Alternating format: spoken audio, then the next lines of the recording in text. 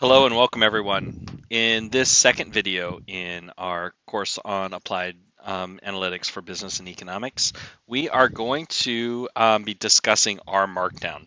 Now, RMarkdown is a really useful tool for doing everything from taking class notes to doing reports to building dashboards to doing all kinds of really interesting things when you need to create a document that incorporates data and data analytics. Without any further ado, we'll come right straight down to our section where we're going to have an introduction to RMarkdown. So let me go ahead and click on this link right here, 1.A.2. Notice that in general, I've tried to set up the course such that it is an outline. And so 1.A.2, introduction to RMarkdown. Let's click on that. And that brings us here to where the reading is integrated. Now, this site is a little cramped here in this window that's included in Canvas. So what I'm going to do is I'm going to click right here at the title page, where this is also a link. Click on that, and it's going to bring it out to its own full page. Now, this is documentation that's actually provided by RStudio. That's the company that created the what's called an IDE, an Integrated Development Environment for R, called RStudio, which is by far and away the most popular way to work with R. And this is documentation on RMarkdown. Markdown is a big language that's used to create documents in all kinds of different formats. It's a little like, say, HTML, only a lot simpler in its notation. Though I will say, and forgive me, there's some wind around me.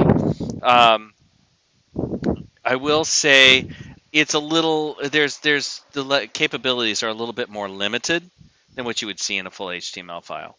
But what we want to do is go through this documentation, and there's an awful lot of it here. We're not going to go through all of it. We're just going to go through the highlights today. Try to keep this video to under 10 minutes, although we'll see. All right, so let's start out with what is RMarkdown. This is a nice little video that's included in here. It's like 1 minute. It gives you a great overview. What it allows you to do is produce documents that incorporate your analysis. So all the stuff, the calculations and whatnot that you're going to be doing in R can be built right into your document, and then it can spit it out to multiple formats. And in doing so, that makes for a very convenient way to handle any kind of analysis or report that you need to make that includes data. All right, so let's keep going. We'll go on to our introduction. We've seen a little bit of what RStudio looks like, or what RMarkdown looks like. Here is our document that we started in the last video, our class notes. Oh, C-L-A-S-E. Let's do class notes. All right, notice I can just make that correction. So I made that mistake in the previous video, but it's easy to fix. I just change it right there, and now it's fixed. No worries. And what we're going to do is we're going to get rid of this stuff that we did in the last video. We're going to leave this setup chunk. All right. So there's different parts. The one part of it is called code chunks. Code chunks have in them the information that you want R to do. So basically, there's going to be 3 separate parts to an RMarkdown file. There's the code chunks that have the code, the instructions for the computer to do the data analysis. There is the actual text that you're wanting to write. So in this case, let's type a £. That'll give us section 1. So £1 gives you a level 1 heading. £, or hashtag if you must, gives you a level 2 heading. £, is a level 3 heading, and so on and so forth. And so you can make headings in your notes kind of like an outline. So we're going to do this, and we're going to talk about intro to RMarkdown. All right, and that's going to be the title for this video. Okay, intro to RMarkdown, and that's what we want to talk about. And we can have some text. RMarkdown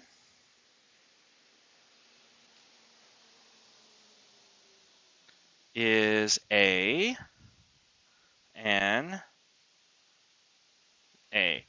document creation tool, for making documents that contain data analytics. There we go. There we go. We have some text, and that's just going to be plain text. And if I wanted to go along and hit the knit button, I can knit this, and it's going to make it into a Microsoft Word file. And since it's RMarkdown, I have to download it. Well, I'm not RMarkdown, since it's RStudio Cloud, since it's on the web, I have to download it. And pop that guy up, and bingo, that's what it looks like. Intro to RMarkdown. There we have, and we have our stuff. Okay, so let's keep plugging. So leave that be. Let's come back to our Markdown. So the next component there's the regular text.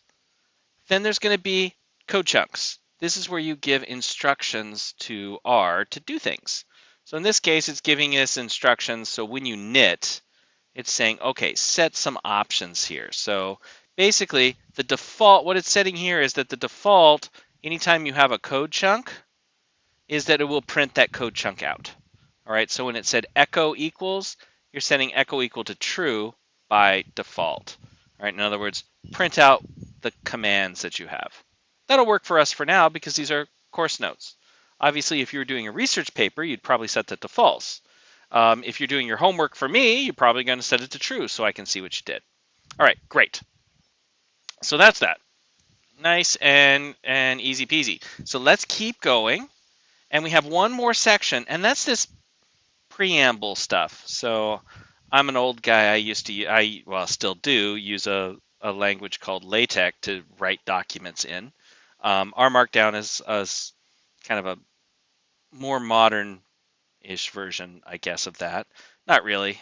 LaTeX is still used, and there's a lot of reasons why it's might be better than Markdown for certain applications.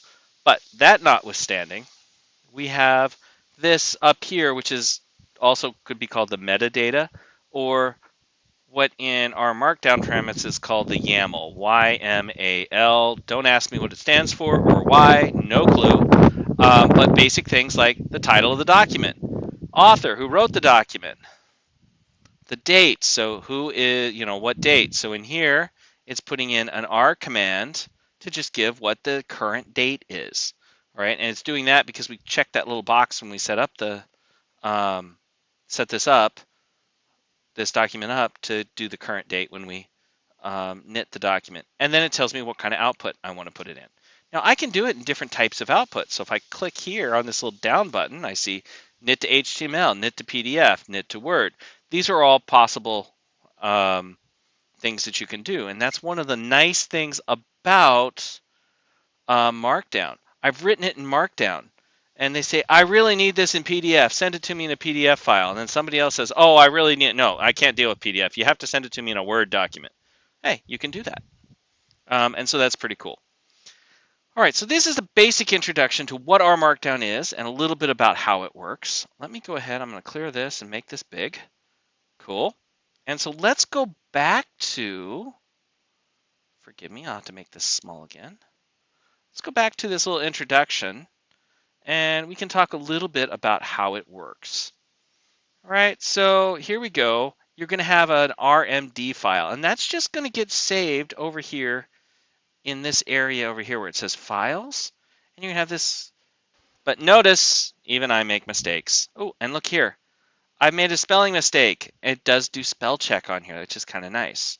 All right, so let's do make. For make.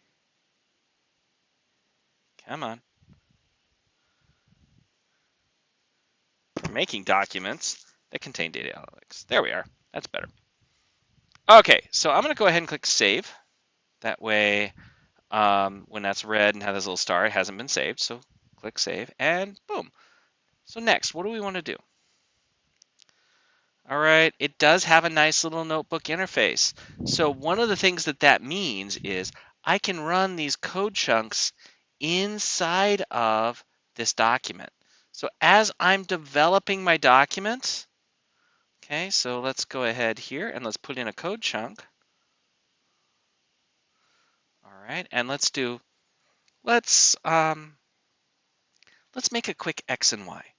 All right, so I'm going to teach you a couple commands. Let's plot y equals x squared. All right, so first of all, we need to define x. So let's say x equals, and I'm going to use x, and then I'm going to put this little guy in here. That little arrow, that's the assignment operator. All right, so that's the less than and a dash. And it says take whatever's on over here, the right-hand side, and stuff it into whatever's on the left-hand side. All right, and now I want to do a sequence. So I have -10 to 10. And now what I need to do is I need to define y. Y just equals x to the second. And so we'll print out y. So let's do that. Okay. And now let's plot. All right. Y by x. Let's see. Let's try that. I hope it works. And there you go. And if I click on here, there's my plot. And that's the plot of y equals x squared. All right. Nice little parabola. Isn't that fun? Okay, cool. All right, so I can put these are my commands in my code chunk. But this isn't very good. Let's have a little second level heading, and let's call this demo of a code chunk and notebook functionality.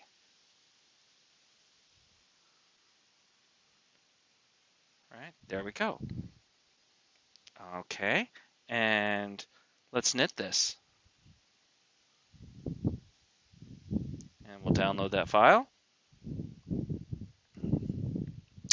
And we'll save, and we'll show it, and there's what it looks like.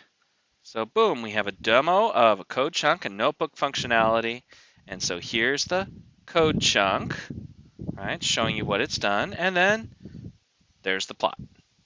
And what's really cool is, let's say I don't want to look at x squared. Oh man, I messed up.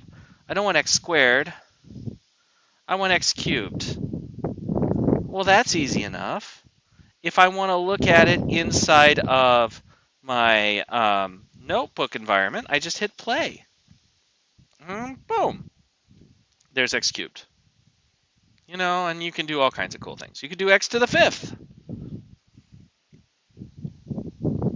You could even do x to the pi. Not sure what that does. Oh, could not find the function pi. Let's just put it in there. 3.14159. That'll get us close enough. And there you go. Oh, well, that's weird. Okay, in any event, enough goofing about aside, there's lots of things that we can do with this. Okay, so let's keep going. We've done a little bit about how it works. We've talked a little bit about code chunks. There's some other things that we can talk in here.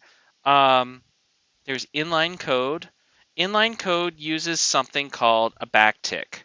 Now this is something that's important, and I'm going to put in a little picture of a keyboard here and show you where the backtick is. But in description, if you look up at the upper left-hand corner of your keyboard, usually right by the number 1 in the number row, sometimes right under the escape key or somewhere up in there, you're going to see a key with two characters on it. One of them is the tilde. It's this kind of like squiggly looking dash. And the other one is this funny looking, like backwards apostrophe. All right. If you know languages like French or whatnot, they have these accents. All right. And that go different directions. And so it always kind of reminds me of that, although I can't remember which one it is because of which direction it is in French, but it reminded me of that. In any event, it's that one up there. That is not an apostrophe or a single quote. It's what's called, at least what computer people I know call it, is a backtick. All right, and we're going to use that a bit because if we come in here and let's say what I want to do is I don't want a full code chunk. Let me get rid of this. Let's put in here demo of inline code. We'll put a little sentence in here. The sum of 2 and 3 is backtick 2 plus 3 backtick. All right. Now I do that. Now it's not going to do it in my notebook. I'll have to knit it to see the results. All right. And we'll download the file and we'll save it again.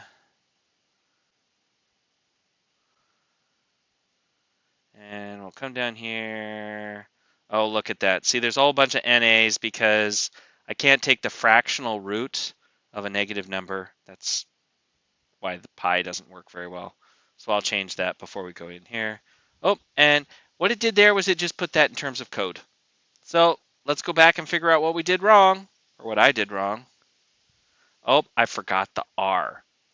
All right, so let's go back here, go to RStudio Cloud, and we'll go here, and I'm going to put R with no space before the backtick. Oh, look, it even added a backtick for me when I typed that. Okay, right there, just like that. Now let's run this. Let's go ahead and knit this. Download that file. We'll save it. Show it again. And come down here. And the sum of 2 and 3 is 5. Isn't that cool? All right, so we can actually run code right directly inside of our document, just like that, just right in our text. Okay, so that's one more thing. Let's look at a little bit more very quickly. One thing that's really good, and one reason why I teach RStudio and why I want to show you RMarkdown is because you aren't limited just to using R. All right, you can use Bash if you know what it is. You can use Python, and this is the important one. The two really big languages on the scene for data analytics right now are R and Python, and you can do both right from within RStudio. So all of the stuff that I'm teaching you right now, you can port right directly over into developing with Python if you need to at some point. But there's several in here, so you can go everything from SQL to JavaScript. You can do CSS, which is cascading style sheets for doing web development. All kinds of stuff that are really, really useful. I think you can even do like C++ in this stuff too. So it's all very, very, very flexible. Yeah, this art. Right. So in any event, there's lots of different ways to utilize this beyond just what we're using in class. Okay, let's click down here. A few basic, well, I'll talk about tables. Tables, RMarkdown just doesn't do tables that well as far as I'm concerned. There are several functions for displaying data as a table. But if you want to just create a table like you would in Microsoft Word, it's challenging. One of the reasons why I tend to use on formal reports LaTeX still is that tables are better there. But in any event, nothing's perfect. RMarkdown, some RMarkdown basics come in here. There's a few things for formatting. You have fairly limited formatting capabilities, but that's okay. We're not going to get too much into that.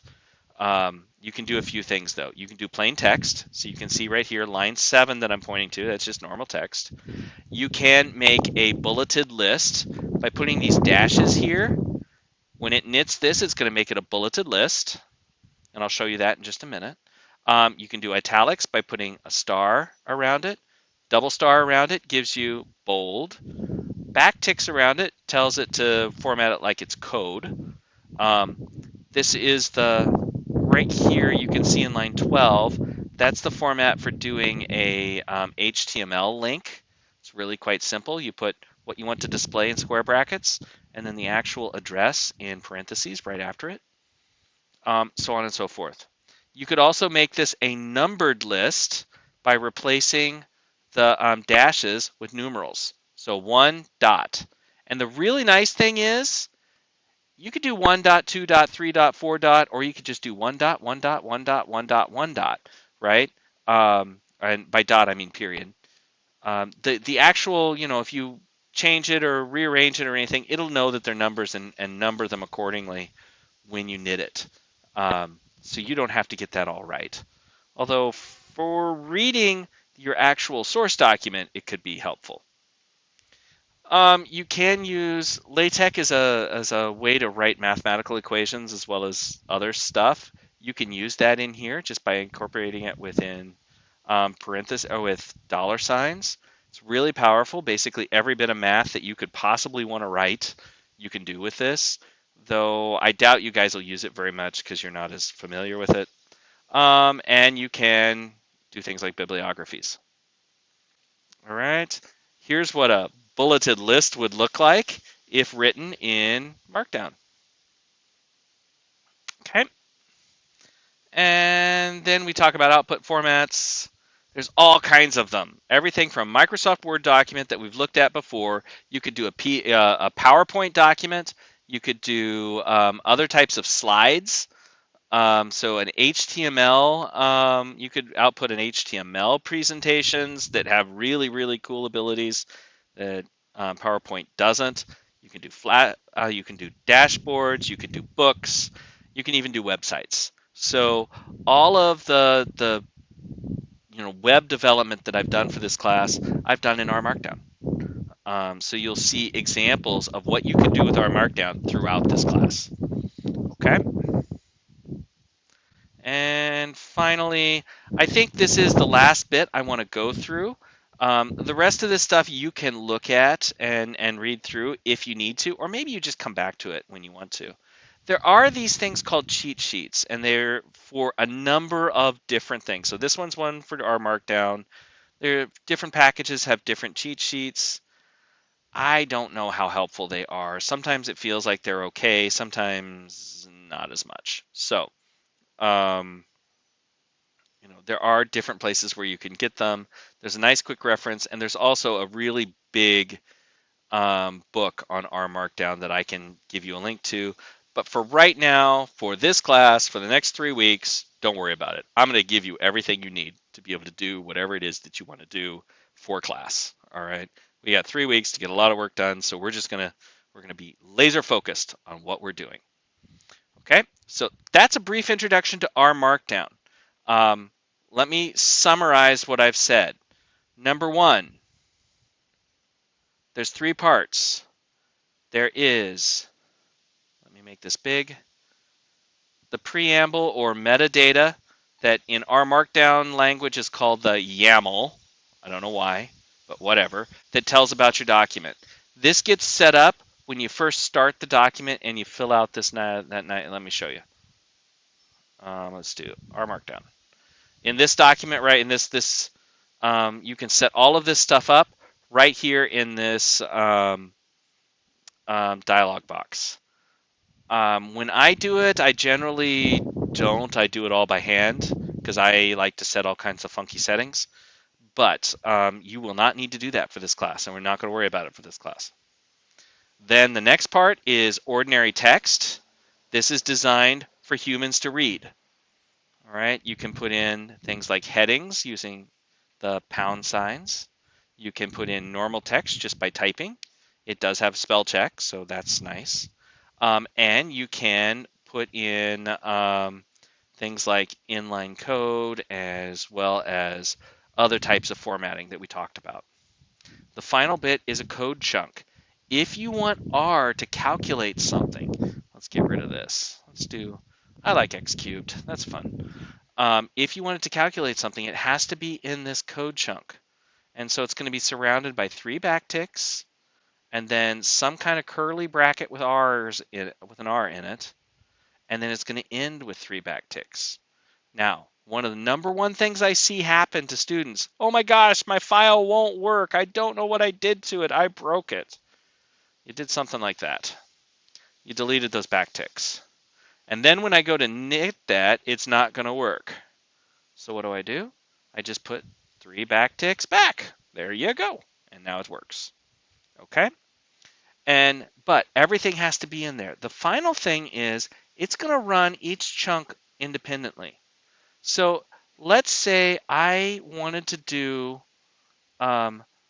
something in this chunk that depended on a variable I defined in a previous chunk or something I did before. Well, I've got to run the one before first.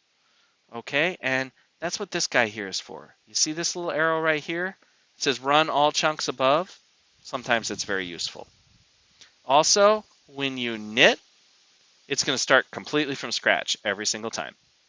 Okay, so it will not, if say I ran it here, that's great. This stuff is in the environment. That's wonderful.